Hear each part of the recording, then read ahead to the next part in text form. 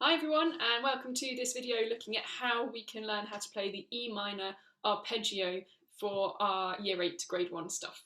So if you haven't done so already, it's really important that you look at the E natural minor scale video first, because once you know that really well, then learning the arpeggio should feel a little bit easier because we're just taking a few of the notes from the scale and playing them in order. So an arpeggio is just that it does take just some of the notes from a scale, the alternate ones, and plays them in order, still going up and then coming back down. So in the terms of the E minor scale, the first 8 notes were E, if I show him on the wheel, E, F, G, A, B, C, D, E. The arpeggio just looks at the first, the third, and the fifth note of any scale. So an arpeggio is always the first, third, and fifth note. So in this case, that is E being 1, G being 3, and B being 5 before it then goes up to the E again and comes back down. Okay, so you'll notice I've already put the notes there for you, so that we've got a bit of a head start there. Let me just play it to you so you get a sense straight away of what it sounds like.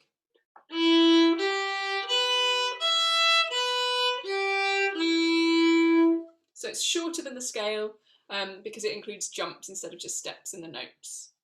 So given that I've put the notes there for you, I would like you to just take a few seconds now to figure out how you would play those. So what numbers you would need in terms of which fingers you would need to put down on the string to play those notes. Just take a few seconds to work that out for me.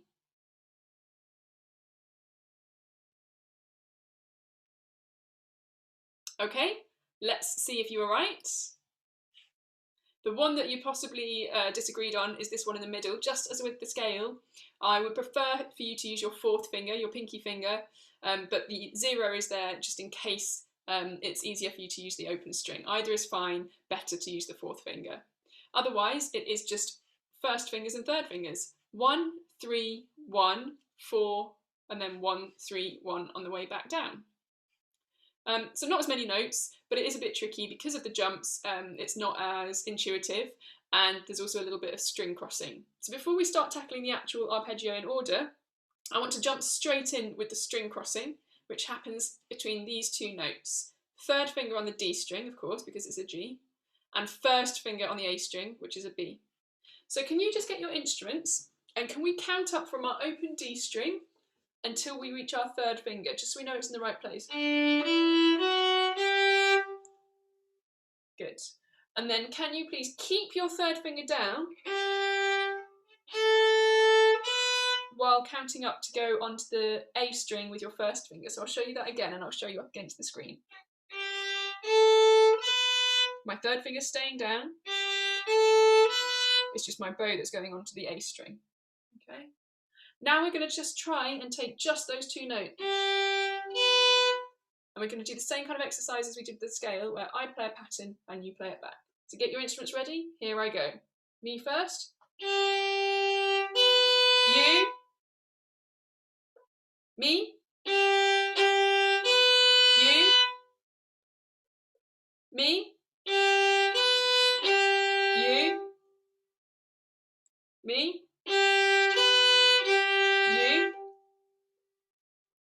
Fantastic. And with that last one, we actually practiced coming back down as well, so that should feel a little bit easier. Can we now take the fourth finger, okay? And we're going to practice going from our first finger on the A string to our fourth finger on the A string. Now, as with everything, you never just put down the highest finger, you have to put them all down. If something has a number 2 above it, telling you it's your second finger, you don't just put down the second finger, you put down your first and second finger. Same for 3, same for 4, okay? So what I'd like us to do is to practice going from the first finger to our fourth finger by putting all of the fingers down on the string. Just join in with me doing that. If you find that you're struggling to stretch your little finger enough, try and bring your elbow round a little bit more, and that just gives you a little bit more height here so that your fourth finger is coming down from above. Join in with me again.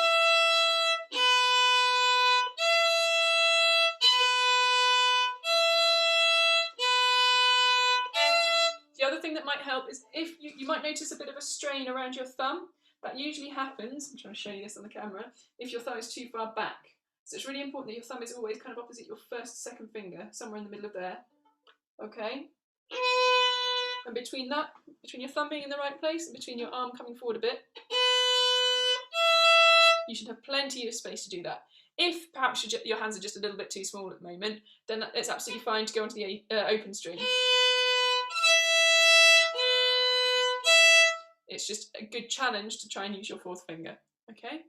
So can we just try and do a couple of patterns now that we've both practiced that, where I play something and you play it back between the first finger and then all four fingers. So me first. Here I go. 1, 2, just me. You. Me. You.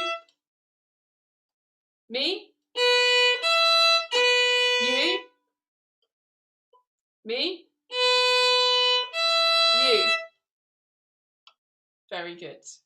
So those are the tricky corners really. We've done the string crossing, we've practiced that fourth finger. Now we can try and take the whole arpeggio together, okay? So just to start off with, can you say the numbers as I play them so we know exactly what it should sound like?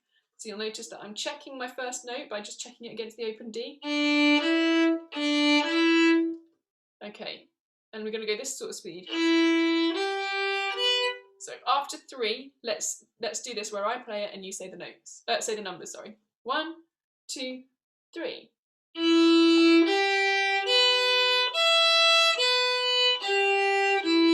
Good, let's try that one more time. This time I'll say the numbers as well to check that we're together. 1, 2, 3. 1, 3, 1, 4, 1, 3, 1. Very good. Now get your instruments up and it's time for you to join in with me. We'll say the numbers as well. Find your first note and get ready. After 3, 1, 2, 3. 1, 3, 1, 4, 1, 3, 1. Excellent. Let's try that one more time. 1, 2, 3. 1, 3, 1, 4, 1, 3, 1. Excellent. Now with the scale, I told you that it's useful to try and practice in rhythms so that you're practicing going quickly between alternative notes before you then go back to doing it normally. The idea being that when you go back to doing it normally, it should feel a little bit easier. So we're going to try that with this as well. It's going to feel a little bit more awkward because there are fewer notes. But if I just give you an idea, we're doing the same thing where we start off with the first and third note being long, and then the next time we'll switch it. So it should sound like this: long, short, long, short, long, short, long. Let's try that together after 4. Instruments up, bows on the string, check your first note. 1, 2, 3, 4.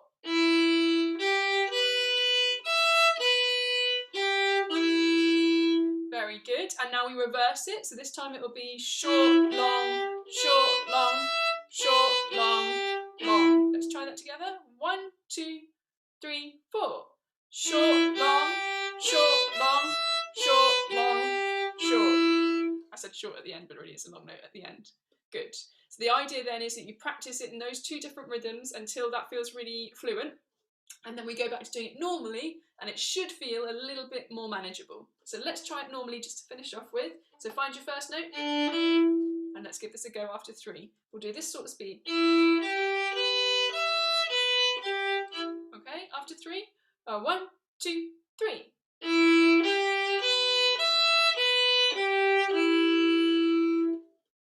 And into rest position. And that's it. That is your E minor arpeggio. So that combined with the scale takes up about half of the requirements for this missed grade 1 assessment. The next part is to go onto the piece. So once you're familiar with the scale and the arpeggio, you can go ahead and look at the tutorial videos for playing Elenka, which is our grade 1 piece. Okay, have fun.